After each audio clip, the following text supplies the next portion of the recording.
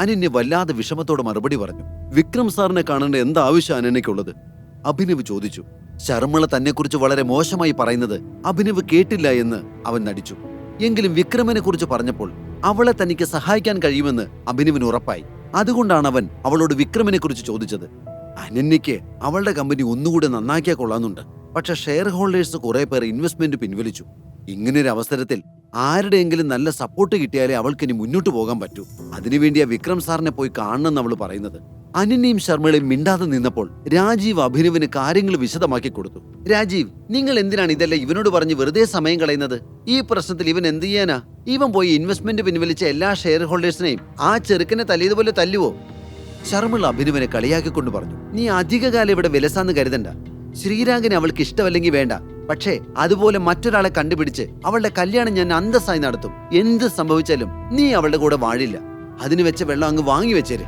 ഇത്രയും പറഞ്ഞ് ശർമ്മിള തന്റെ മുറിയിലേക്ക് പോയി. രാജീവും ഫോൺ എടുത്ത് അകത്തേക്ക് പോയി. ഇരുവരും പോയപ്പോൾ അഭിനവ് ഒരു നെടുവീർപ്പിട്ട് അനന്യെ നോക്കി. നിനക്ക് എത്ര പണം വേണം? അഭിനവ് ചോദിച്ചു. പണമല്ല ഇവിടുത്തെ മെയിൻ പ്രശ്നം. ഈ അവസ്ഥയിൽ ഒരു കൈത്തങ്ങാണ്. വിക്രമിന്റെ SR പ്രൈവറ്റ് ലിമിറ്റഡുമായി ഒരു ടൈഅപ്പ് ചെയ്താൽ അത് നമ്മുടെ കമ്പനിക്ക് ഒരുപാട് ഗുണം ചെയ്യും. പക്ഷെ വിക്രം സാർ ഒരിക്കലും ഇതിന് സമ്മതിക്കില്ല. കാരണം നമ്മളെപ്പോലെ ഒരു ചെറിയ കമ്പനിയോട് ചേർന്ന് പോയിട്ട് അദ്ദേഹത്തിന് ഒരു നേട്ടവും ഇല്ല. അനന്യ നിരാശയോടെ പറഞ്ഞു. അഭിനവ് ചോദിച്ച സ്ഥിതിക്ക് പറഞ്ഞുവെന്ന് മാത്രമേ ഉണ്ടായിരുന്നുള്ളൂ. പറയുമ്പോഴും അഭിനവിന് തന്നെ ഒരു രീതിയിലും സഹായിക്കാൻ കഴിയില്ല എന്ന് അനന്യയ്ക്ക് ഉറപ്പായിരുന്നു. എന്നാൽ അവളെ ഞെട്ടിച്ചുകൊണ്ടായിരുന്നു അഭിനവിന്റെ അടുത്ത ചോദ്യം. നിന്നെ ഞാൻ സഹായിക്കട്ടെ? അനന്യ ഇത് കേട്ടതും അവനെ പുച്ഛത്തോടെ ഒന്ന് നോക്കി.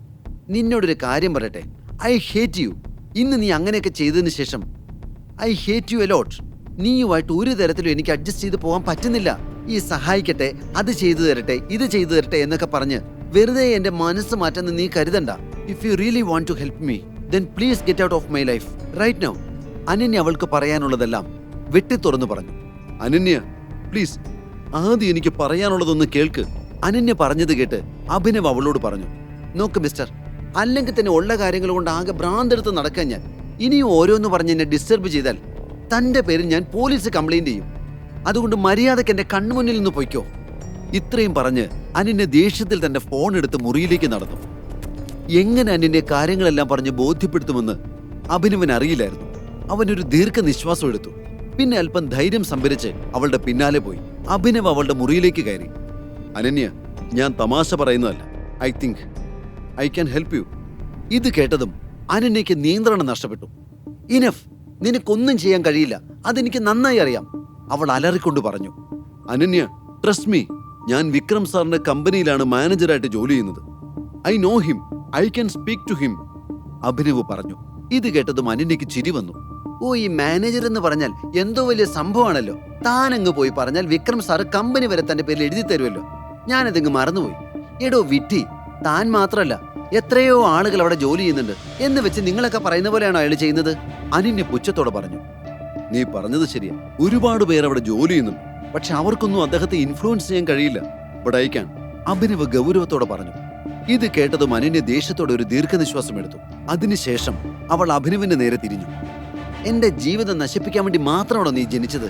സ്വന്തമായിട്ട് വീട് പോലും ഇല്ല. മമ്മി പറഞ്ഞതുപോലെ തെരുവിൽ കിടക്കുന്ന ഒരാൾ. വായിൽ വരുന്നത് വിളിച്ചു പറയുന്നതിന് മുൻപ് നീ ആരാണെന്ന്, നിന്റെ പൊസിഷൻ എന്താണെന്ന് നീ ഒന്ന് ചിന്തിച്ചു നോക്ക്. വെറും ഒരു അനാഥൻ, അത് മാത്രമാണ് നീ. നിന്നെ കൊണ്ട് ഒന്നിനും കഴിയില്ല. ഇപ്പൊ തൽക്കാലം ഈ മുറിന്ന് നീ ഒന്ന് പോയി തരവോ പ്ലീസ്, അവൾ കൈകുപ്പിക്കൊണ്ട് പറഞ്ഞു. ഇതെല്ലാം കേട്ടപ്പോൾ അഭിനവ് അവളുടെ മുറിയിൽ നിന്ന് ഇറങ്ങി. പെട്ടെന്ന് തന്നെ അനന്യ വാതിൽ വലിച്ചടച്ചു. അഭിനവ് കുറച്ചുനേരം അവളുടെ മുറിയുടെ പുറത്തു നിന്നു. എന്തൊക്കെയാണ് ഇവളിപ്പോൾ തന്നെക്കുറിച്ച് പറഞ്ഞത്? എന്നാൽ ഇതെല്ലാം കേട്ടിട്ടും അവന് ദേഷ്യം വന്നില്ല. അതിനൊരു കാരണമേ ഉള്ളൂ, അവൾ പറഞ്ഞതെല്ലാം ശരിയാണ്. അവനൊരു അനാഥനാണ്. ജീവിതം പലപ്പോഴും മടുത്തു പോയിട്ടുണ്ട്. ചില സന്ദർഭങ്ങളിൽ ആത്മഹത്യ ചെയ്യണമെന്ന് വരെ തോന്നിയിട്ടുണ്ട്. പക്ഷെ അപ്പോഴെല്ലാം സ്വന്തം വിൽപവർ കൊണ്ട് അവൻ പിടിച്ചു നിന്നു. അഭിനവ് ഇതെല്ലാം ചിന്തിച്ചുകൊണ്ടിരിക്കുമ്പോൾ അവന്റെ ഫോണിൽ ഒരു മെസ്സേജ് വന്നു. അതവന്റെ ക്ലാസ്മേറ്റ് ഹരീഷിന്റെ മെസ്സേജ് ആയിരുന്നു. അവനോടൊപ്പം ഡെലിവറി കമ്പനിയിൽ ജോലി ചെയ്തിരുന്ന അതേ ഹരീഷ്. അവന്റെ കയ്യിലിരിപ്പ് കൊണ്ട് ഒന്ന് പൊട്ടിച്ചിട്ടാണ് അവൻ അവസാനം പിരിഞ്ഞത്. നാളെ വൈകുന്നേരം നമ്മുടെ കോളേജ് മേറ്റ്സിന്റെ ഒരു റീയൂണിയൻ ഉണ്ട്. ഈ അഡ്രസ്സിൽ സമയത്തിനെത്തണം. അതായിരുന്നു മെസ്സേജ്. അഭിനവ് കോളേജിൽ പഠിക്കുമ്പോൾ എല്ലാവരും അവന്റെ ദാരിദ്ര്യത്തെ കളിയാക്കുമായിരുന്നു. ആരും അവന്റെ അടുത്ത് വരാൻ പോലും ഒന്ന് ആഗ്രഹിച്ചിരുന്നില്ല. അവനെ ഒരു സുഹൃത്തായി പോലും ആരും പരിഗണിച്ചില്ല. ഈ റീയൂണിയനിലേക്കും അവനെ വെറും ഒരു ഫോർമാലിറ്റിക്ക് വേണ്ടി മാത്രമാണ് വിളിക്കുന്നത്. പക്ഷേ എന്നിട്ടും പോകണമെന്ന് തന്നെ അവൻ കരുതി. അഭിനവ് ഇത് ചിന്തിച്ച് വീണ്ടും വേലക്കാരുടെ മുറിയിലേക്ക് നടന്നു. അവിടെ ഒഴിവുള്ള ഒരു കിടക്കയിലേക്ക് അവൻ കിടന്നതും അവന്റെ ഫോൺ ബെല്ലടിച്ചു. പെട്ടെന്ന് അവൻ ഫോൺ എടുത്ത് നോക്കി. അത് വിക്രമിന്റെ കോളാണെന്ന് അവൻ കണ്ടു. ഹലോ, അഭിനവ് കോൾ അറ്റൻഡ് ചെയ്തുകൊണ്ട് പറഞ്ഞു. ടൈഗർ, ഞാൻ ഇന്ന് ജെനിഫറുമായി സംസാരിച്ചിരുന്നു. നീ പറഞ്ഞത് നടക്കും. വൈറലാകുന്ന നിന്റെ വീഡിയോ ഇന്റർനെറ്റിൽ നിന്ന് നീക്കം ചെയ്യാൻ വേണ്ടി ഞാൻ സംസാരിച്ചിട്ടുണ്ട്. കുറച്ച് സമയത്തിനുള്ളിൽ എല്ലായിടത്തു നിന്നും ആ വീഡിയോ അപ്രത്യക്ഷമാകും. വിക്രം പറഞ്ഞു. താങ്ക് യു വിക്രമെങ്കിൽ. പിന്നെ എനിക്ക് വേറൊരു കാര്യം പറയാനുണ്ട്. മാനേജറുടെ പോസ്റ്റ് വേണമെന്നല്ല ഞാൻ പറഞ്ഞിരുന്നത്. അത് വേണ്ട, പകരം മാനേജർക്ക് താഴെയുള്ള ഏതെങ്കിലും ഒരു പോസ്റ്റ് തന്നാ മതി. Okay, but why? വിക്രം ഒന്നും മനസ്സിലാവാതെ ചോദിച്ചു. എനിക്ക് നിങ്ങളുടെ സഹായം വേണമെങ്കിൽ. അനന്യ ഒരു പ്രശ്നത്തിൽ കുടുങ്ങിയിരിക്കുക. നിങ്ങൾക്ക് മാത്രമേ അവളെ രക്ഷിക്കാൻ പറ്റൂ. അവൻ പറഞ്ഞു. എനിക്കല്ല, നിനക്ക്. നീയാണ് ബോസ്. വിക്രം ചിരിച്ചുകൊണ്ട് പറഞ്ഞു. അത് കേട്ട് അഭിയും ചിരിച്ചു. എനിവേ, ഞാൻ ആരാണെന്ന് അനന്യയോടും അവളുടെ കുടുംബക്കാരോടും ഇപ്പൊ പറയാൻ പറ്റില്ലല്ലോ. അപ്പൊ ഞാൻ പറഞ്ഞിട്ട് അങ്കിൾ അനന്യയെ സഹായിക്കുമ്പോൾ തീർച്ചയായും അവിടെ ഒരു സാധാരണക്കാരന് വേണ്ടി എന്തുകൊണ്ട് വിക്രം ഇങ്ങനൊരു സഹായം ചെയ്തു എന്നൊരു ചോദ്യം വരാം. അതുകൊണ്ട് ഞാൻ അവരോട് പറയും, എനിക്ക് അവിടുത്തെ മാനേജർ സ്ഥാനം മറ്റൊരാൾക്ക് വേണ്ടി ഒഴിഞ്ഞു കൊടുക്കേണ്ടി വന്നുവെന്നും അനന്യയെ സഹായിക്കുന്നതിന് പകരമായി തുച്ഛമായ ശമ്പളത്തിൽ അവിടെ ജോലി ചെയ്യാൻ തുടങ്ങിയെന്നും അഭിനവ് പറഞ്ഞു. മനസ്സിലായി. അവളുടെ വീട്ടിൽ ഒരു വിലയും കിട്ടുന്നില്ല അല്ലേ? പക്ഷെ ഇങ്ങനെയൊക്കെ പറഞ്ഞ അവര് വിശ്വസിക്കുവോ? കുറച്ച് നാള് കൂടി ക്ഷമിച്ചിട്ട് സത്യം തുറന്നു പറയുന്നതല്ലേ നല്ലത്? വിക്രം ചോദിച്ചു. ഇല്ലെങ്കിൽ സിറ്റുവേഷൻ കുറച്ച് മോശമാണ്. ഇതല്ലാതെ വേറെ വഴിയൊന്നും ഇപ്പം മനസ്സിൽ തോന്നുന്നില്ല. കഥയൊക്കെ അവർക്ക് കൺവീനിയൻസ് ആയ രീതിയിൽ ഞാൻ അവതരിപ്പിച്ചോളാം. പിന്നെ ഞാൻ കാരണം അവളുടെ ജീവിതം ഇങ്ങനെയായി എന്നൊരു സെന്റിമെന്റ്സിന്റെ പേരിലല്ല അവളെ സഹായിക്കാന്ന് പറയുന്നത്. അവൾക്ക് അതിനുള്ള അർഹതയുണ്ട്. കേദാർ ഗ്രൂപ്പ് ഈ നിലയിൽ എത്തി നിൽക്കുന്നത് അനന്യയുടെ കഴിവുകൊണ്ടാണ്. അവളുടെ കമ്പനിയുടെ ഷെയർ എടുക്കുന്നതിൽ നമുക്കൊരു നഷ്ടവും വരില്ല. അഭിനവ് വളരെ ആത്മവിശ്വാസത്തോടെ പറഞ്ഞു. ശരി, നീ പറയുന്ന പോലെ തന്നെ ചെയ്യാം. ഒരു കാര്യം പറയാൻ മറന്നു. കുറച്ച് ദിവസങ്ങൾക്കുള്ളിൽ ഒരു ലേലം നടക്കാൻ പോകുന്നു. അലീനി അവിടെ വരുന്നുണ്ട്. അവളെ പരിചയപ്പെടാൻ ഇതിനേക്കാൾ നല്ലൊരു അവസരം നിനക്ക് കിട്ടില്ല. വിക്രം പറഞ്ഞു. ബൽറാമും ഡികെയും അഭിനവിനോട് അലീനയെ കുറിച്ച് ഒരുപാട് കാര്യങ്ങൾ പറഞ്ഞിരുന്നു. അതുകൊണ്ട് തന്നെ അഭിനവ് അവളെ എത്രയും വേഗം കാണണമെന്ന് ആഗ്രഹിച്ചു. ഇനി എന്ത് സംഭവിക്കാൻ പോകുന്നു? സ്വന്തം ഐഡന്റിറ്റി മറച്ചുവെച്ച് അഭിനവൻ അനന്യയെ സഹായിക്കാൻ കഴിയുമോ? വിക്രമുമായി സംസാരിച്ച ശേഷം അഭിനവ് ഉറങ്ങാൻ പോയി. ഇത്തവണയും ജോലിക്കാരുടെ കൂടെയാണ് അവൻ കിടന്നത്. അടുത്ത ദിവസം രാവിലെ അവൻ നേരത്തെ എഴുന്നേറ്റു. വേലക്കാരുടെ മുറിയിൽ നിന്ന് പുറത്തു വന്നപ്പോൾ പുറത്ത് അനന്യ നിൽക്കുന്നുണ്ടായിരുന്നു. അവന്റെ നോട്ടം നേരെ അനന്യയിൽ പതിഞ്ഞു. ബോഡി ഷേപ്പിൽ ധരിച്ചിരുന്ന വസ്ത്രം അവളുടെ അങ്കലാവണ്യം എടുത്തു കാണിച്ചിരുന്നു. അനന്യ വളരെ സുന്ദരിയാണെന്ന് അഭിനവ് ചിന്തിച്ചു. അപ്പോഴാണ് ശർമിളയുടെ ശബ്ദം കേട്ടത്. അനന്യ, വാ മോളെ, വന്ന് ബ്രേക്ക്ഫാസ്റ്റ് കഴിക്ക്. അനന്യ അഭിനവന്റെ മുഖത്തേക്കൊന്ന് നോക്കിയെങ്കിലും അവനെ കാണാത്ത ഭാവത്തിൽ അവൾ അവിടെ നിന്നുപോയി. അഭിനവ് അവൾ പോകുന്നത് നോക്കി അവിടെ തന്നെ നിന്നു. പെട്ടെന്നാണ് ഒരു ഘനഗംഭീരമായ ശബ്ദം അവൻ കേട്ടത്. എന്താ, നിനക്ക് ബ്രേക്ക്ഫാസ്റ്റ് വേണ്ടേ? ഇനി നിന്നെ പ്രത്യേകം ക്ഷണിക്കണോ? ഈ ശബ്ദം മറ്റാരുടേതുമായിരുന്നില്ല, ഹരിദേവന്റേതായിരുന്നു.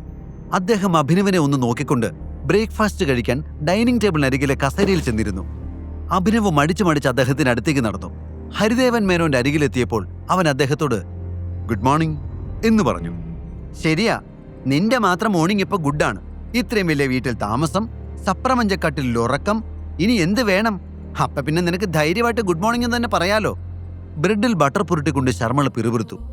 ഹരിദേവൻ ശർമ്മിളെ ശാസനയോടൊന്ന് നോക്കിയതിനു ശേഷം അഭിനവനോട് ഇരിക്കാനായി ക്ഷണിച്ചു. അഭിനവ് അനന്യയുടെ അടുത്തുള്ള കസേര വലിച്ചിട്ട് അതിലിരുന്നു. അനന്യ, ഇന്നലെ രാത്രി അഭിനവ് എവിടെയാ കിടന്നുറങ്ങിയത്? ഹരിദേവൻ അനന്യെ നോക്കി ചോദിച്ചു. അനന്യ മുത്തശ്ശൻ ചോദിച്ചത് കേട്ട് ഞെട്ടി. അവൾ തല താഴ്ത്തി തോളുകൾ ഉയർത്തി. എനിക്കറിയില്ല എന്ന് പറഞ്ഞു. അച്ഛൻ എന്തൊക്കെയാ അവളോട് ചോദിക്കുന്നത്? ഇവൻ എവിടെയാ കിടക്കുന്നതെന്ന് അവൾക്കെങ്ങനെ അറിയാനാ? ഇവന്റെ എല്ലാ കാര്യങ്ങളും തിരക്കാൻ ഇവരുടെ കല്യാണം കഴിഞ്ഞിട്ടൊന്നുമില്ലല്ലോ. ശർമ്മിള ഇഷ്ടക്കേടോടെ ഹരിദേവനെ നോക്കി പറഞ്ഞു. ഹരിദേവൻ ആദ്യം ശർമ്മിളയെയും അനന്യയും അഭിനവിനെയും നോക്കി. അഭിനവ്, ഇന്ന് തന്നെ അനന്യയെ രജിസ്റ്റർ മാരേജ് ചെയ്യണം. രണ്ടുപേരും തയ്യാറായിക്കോളൂ. ഹരിദേവൻ പറഞ്ഞത് കേട്ടതും അനന്യ ഞെട്ടി. ഇത്ര പെട്ടെന്ന് മുത്തച്ഛൻ ഇതുപോലൊരു തീരുമാനമെടുക്കുമെന്ന് അവൾ സ്വപ്നത്തിൽ പോലും കരുതിയില്ല. മുത്തച്ഛൻ എന്തൊക്കെയാ പറയുന്നത്? ഈ കഥയുടെ ബാക്കി അറിയാൻ download pocket FM app. Link in description.